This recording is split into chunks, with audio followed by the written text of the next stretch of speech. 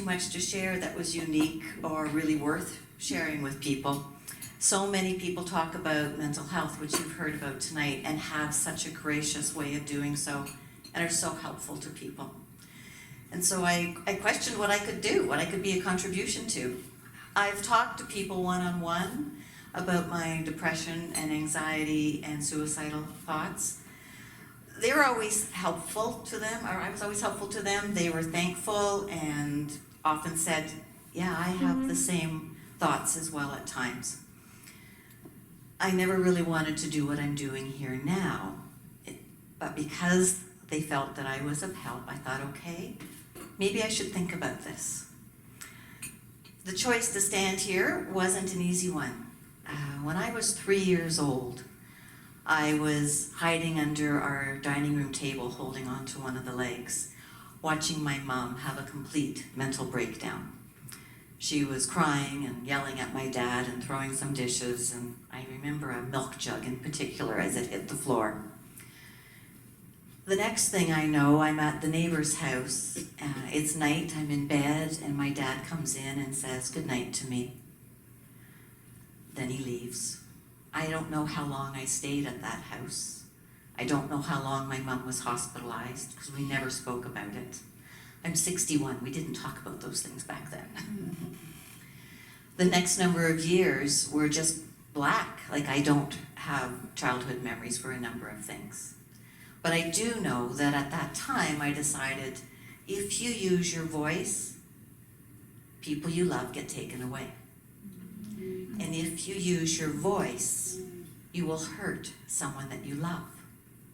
So I decided then and there that I was going to be the very quiet peacekeeper and caregiver, and that I was going to say whatever I thought somebody would like to hear.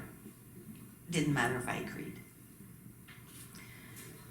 By 16, I was in a full-blown depression. After that, anxiety and drinking. In university, an eating disorder developed. The suicidal thoughts, I think they were with me my whole life. I'm sure I arrived, had a look around, and went, hell no.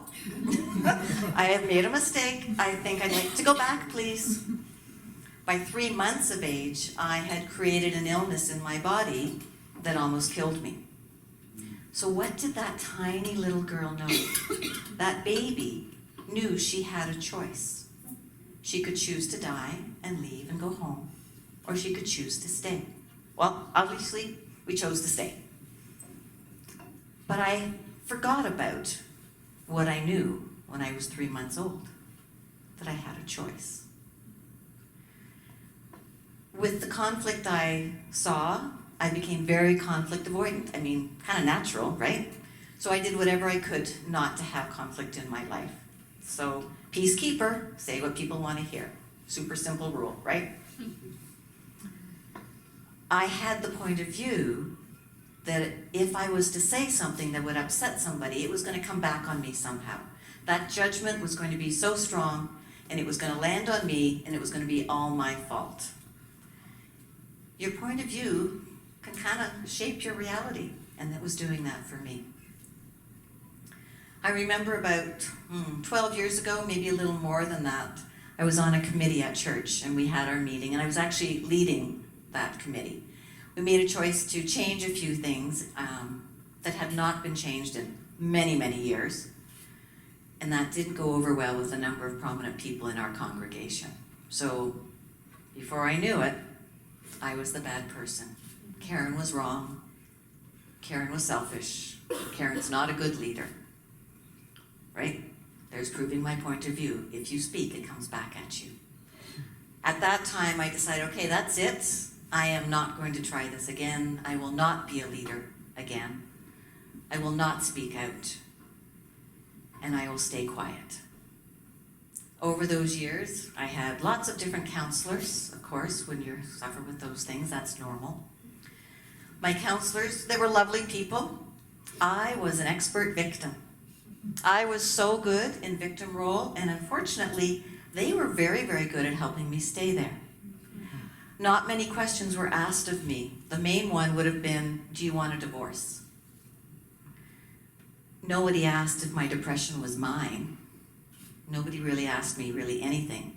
And because I couldn't handle conflict, if they would paint the people in my life as being bad people, I just sat there and I agreed. I agreed to anything a counselor would say to me. That I truly am sorry for, that I never stood up for the people that were in my life and that really, truly loved me and had my back, but I couldn't see it in those moments. We moved up here about 6 years ago. My husband got a job up here, and he decided that this would be a great opportunity for him, as I did too. However, he was commuting, and it was over 2 years that he was commuting, and it was starting to take his toll on him and on us. So he thought, okay, I would really like to move to Waterloo. And I said, okay, great, go. And he said, no, I want you to come with me. And I said, no. At this time, I asked for that divorce that everybody kept talking about. See, my plan was, you go, I'm going to stay here. I've had enough. I'll take my life. No one in my family will find my body, and that's cool. I'm good with this, so please go. He refused to come here without me, and then the conflict was too much again. So I changed my mind again, and I came up here. I had a new plan. Get him settled in his job, get him settled in his new city. Rethink this, you will find another way to take your life. It's okay, just get him settled. I'm still standing here, so something changed again. I realized that I actually had a choice. I discovered that I was not a victim and that I was the only person that was keeping me stuck. Nobody else was doing it. It was all on me. You see, not long after we moved up here, a friend called. She was going to be teaching a class in Waterdown. She was a past instructor of mine. I really liked this lady. I was so desperate to see somebody. And so I said, yeah, I'm going, no problem. I had no idea what the class was. Didn't matter. I'm spending the day with you. Don, my husband, dropped me off. I didn't drive. Went into the class. It was awful. It was awful. It was so bad. I hated it. I was full of anger. I was full of anxiety. I was full of fear. And I was trapped. I was like that 3-year-old little girl at the neighbors again. My anxiety wouldn't let me call Dawn and wouldn't let me call a taxi. Because my judgment, my fear of being judged was so profound that I could not have anybody watch me walk out of that class and not complete the course. When I did get picked up, I realized, though, that some tiny little part of me started to change. There's a saying that tools don't work, you work the tools. The program doesn't work, you work the program. I started to work the tools from that day. I'm happy to say I no longer have depression, anxiety, suicidal thoughts. Totally gone. I am here to stay.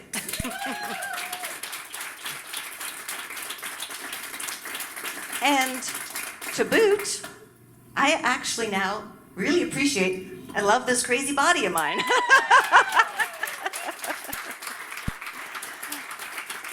So, we always have a choice. And our point of view, like my point of view, created that life for me, and it wasn't a happy one. I made the demand of me to change something, and then I followed that with an action. I decided I was worth being here to stay. And I decided that I could actually take back the control and let go of these points of views and judgments that I had bought as mine and real and true. And I mean, my God, they weren't. They're just things I picked up from other people. None of it was me, and none of it was mine. So now I wake up every day, as the sign on the poster says, who am I today?